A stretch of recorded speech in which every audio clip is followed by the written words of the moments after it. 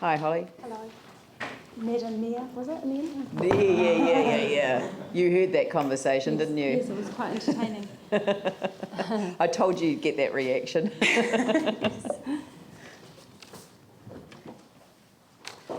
So I trust that you've all read the submission. It's all about this building in the heart of Akaroa, in the heart of our business district, in our historic area. This is what it looked like before the earthquakes. It's been closed off for the last 4 years, unfortunately.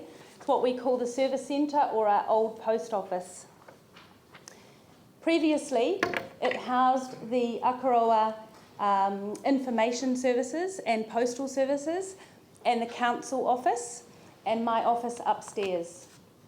I'm the marketing manager for Akaroa and the Bays, and I work for Akaroa District Promotions. We are the marketing body, we're the business association and the district tourism organisation.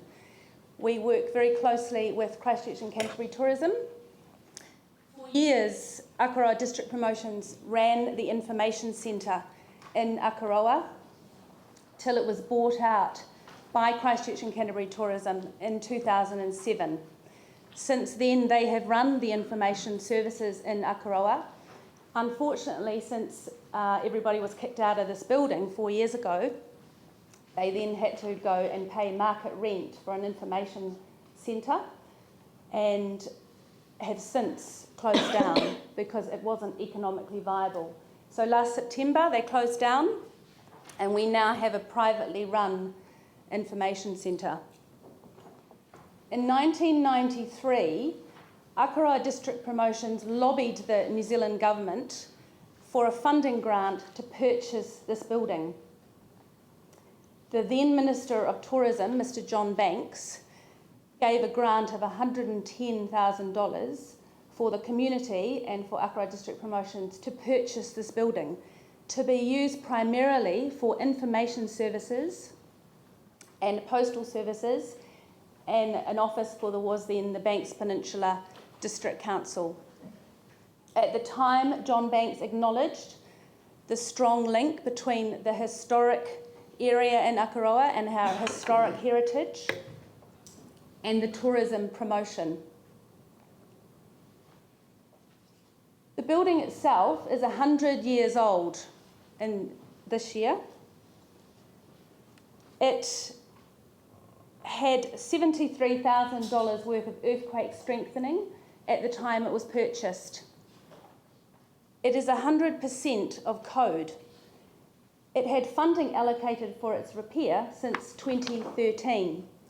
It is listed on the historic list and it is a notable building in the council district plan, and yet it remains empty. As you know, tourism is an integral part of Akaroa. 50% of our employment rely directly or indirectly on our tourism. And you also know that we have been the main port for the cruise ships to be coming into Akaroa for the last 5 years. We have seen more than 500,000 people coming through Akaroa. So our information services are vital. Our postal services are also vital to our community as well. It's really important that Council give the financial support to allow our information services to go back into this building. I have been working remotely for the last 4 years since the building closed out of the Akaroa Toy Library. It's not exactly ideal. By providing a free space from which to operate will ensure the ongoing economic success of the postal and information services in Akaroa. We believe that the Akaroa Information Centre, privately run now, is doing a fantastic job and has great staff, but the space that they have currently is far too small for our needs. We are not asking for anything more than what we had before the earthquakes. We are asking for Council to financially and physically support our information and postal services and an office for the marketing person to go back into that space. We need to maintain the same standard and level of service now as before the earthquakes. The historic 1915 post office building should remain in public use and ownership, preferably as a postal service, information service, and an office for the marketing person. This needs to be for the foreseeable future, for the benefit of all ratepayers and the visitors to our town. Council needs to support this fully. Can I just, who owns the building? I couldn't figure that from the submission. So it's a council-owned building, but it has been funded by a grant from the New Zealand government But it in says 1993. it was purchased by Christchurch and Canterbury Tourism in 2007. Is that not the building? No, they was just the purchased service. information centre. They purchased the service. They didn't. That's why correct. I got horribly confused. So Sorry, I thank haven't you. probably made that clear. No, that's good. Andrew. Thank you, Hollie, for your presentation this afternoon. And I'm very aware of the frustrations, not only within your group, but in the wider community around the continued closure of this building. You're essentially asking for two things, one of which is the continued public ownership of that building by council. And the second is free space for the information centre and the post office. Do you believe that long-term there is a genuine threat that those facilities or those services wouldn't continue to be provided if they continued having to pay a commercial rent and remain in the space that they're in at the moment? Yes, I do. And also the space that they're currently in is too small. We are using the old post office building for our storage at the moment. It's full of brochures and boxes and things like that. So we just throw the stuff in there because, it's just been closed and unused. But we are really lacking all that valuable space for information, brochures, etc. So to answer your question, it'd be very, very easy for a privately run information centre to close from one moment to the next to say, I'm sorry, it's not economically viable. And as you know, Akaroa is extremely seasonal. We're extremely quiet. We've had a busy summer, but now all of a sudden it's dead in town again. So it could be very easy for private run operations to say it's not viable.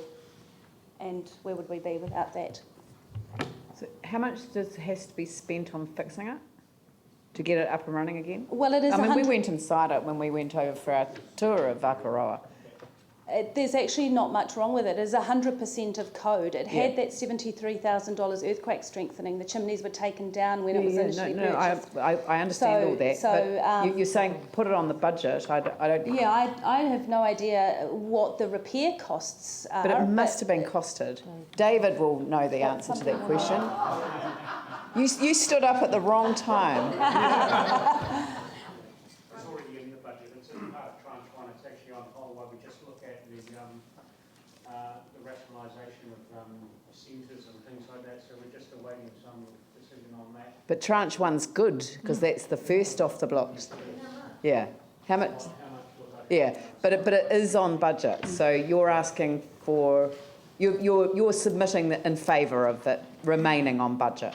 Absolutely. Absolutely. And also requesting the free space for our information services to go back in there. Ah, okay, right. That's the other element of it. Tim, and then Yanni.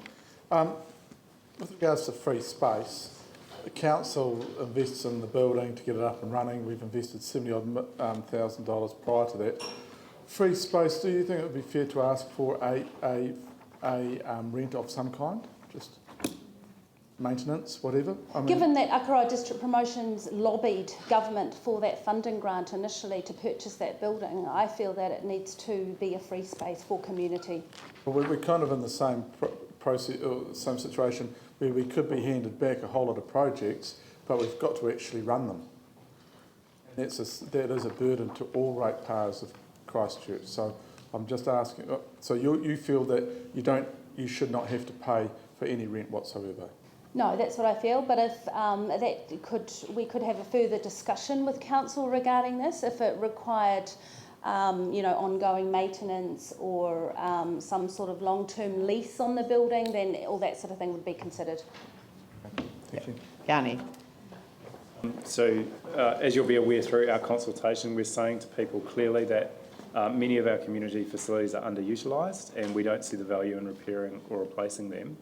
I think you've made a case that it's important to get this building reopened, but I'm struggling to understand if you've had the most tourists that you've ever had in the history of Akaroa and you've got CCT pulling out its services, how that justifies the need for this space. So what reason has been given for CCT to pull out when you've got more tourists than you've ever had, and how going forward can we ensure that we have some level of information being provided? The reason why CCT pulled out is because the privately run information centre opened, and so it was just a good excuse for them to pull out when things had been bad economically for them, and then having to pay market rent in a new building anyway. So it made economic sense. I know their funding's been cut from council as well, so it's all having to be cut down the board. They would not have closed that information centre down if the privately owned one hadn't opened. Logical step to that question is, if we reopen this building, would CCT come back and provide those services? Our privately run operator would use it. No, CCT would not economically, it's not viable for them to be running it. It ran at a loss. So it would be privately. Raises a few other questions, but I'll save that for another Tim? day. Yeah, it does run a few questions, because if you are in a private organisation and you open the same business as say one run by council, and then council can't compare. I mean, it seems ridiculous, but the private one would not, obviously, it seems, would not close down because there must have been a reason and a need for a private enterprise to run a visitor centre. I'm just a bit confused why CCT would come back if this private one's been run seemingly well. Sorry, what's the question, Tim? Well, I guess why would CCT come back to Akaroa if you've got a private visitor centre that was running in parallel and is doing very well? Because it seems to be ridiculous to have two visitor centres, one a public one and one private. Christchurch and Canterbury Tourism, we work very closely alongside in a lot of areas. I mean, the information centre was only a very small part of their operations. I mean, they promote Canterbury region, including Akaroa, so a lot of the marketing is done hand in hand with them. That information centre was just a small part of their operations there. Are obviously doing a lot of other marketing work with us. Does that answer your question? Yeah. It's about 2 million in tranche Yeah. one. Yeah. No, I mean, it's but it is in tranche one. The bigger issue is whether, as a result of repairing it, we can put on budget the cost of the rent that we wouldn't get if that was to be reinstated. But that's a bigger issue than just repairing it, which wasn't. Yeah, but anyway, so that they're all of the issues that you've raised, and I mean, I understand it's a beautiful building, and I mean, we felt going through it that, and actually we did feel really safe inside it. It wasn't a feeling of feeling unsafe, and we sort of felt that it was strange that it wasn't up and running all over again. But take comfort from the tranche one. Tranche one sounds way better than tranche two. And it means that it is going to happen. So we'll take on board your comments and obviously consider that in the LTP process. So thank you very much, Hollie, for coming over. If I could invite